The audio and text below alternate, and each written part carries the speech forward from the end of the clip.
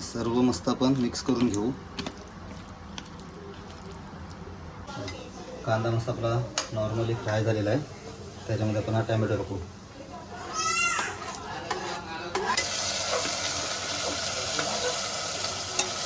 एक मस्त ह्याच्यावर झाकण ठेवू आणि एक 5 मिनटं कोलंबी शिजवून घेऊ मस्तपैकी.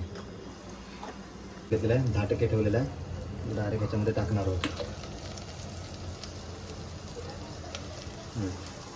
आपण आता कोथिंबीर आणि शेवटा टाकतो तो म्हणजे हा कांदा आपण फ्राय करून घेतला होता तसं भरपूर. आणि एक 5 मिनटासाठी आपण आता ही बिर्याणी शिजत ठेवू. 5 मिनटात आपला जो 10% राईस आहे शिजायचा तो पण होईल आणि बिर्याणी पण आपली मस्त होईल. बिर्याणी मस्त आपली झालेली आहे. दाखवतो तुम्हाला घेऊन ताटामध्ये. एक नंबर बिर्याणी झालेली आहे.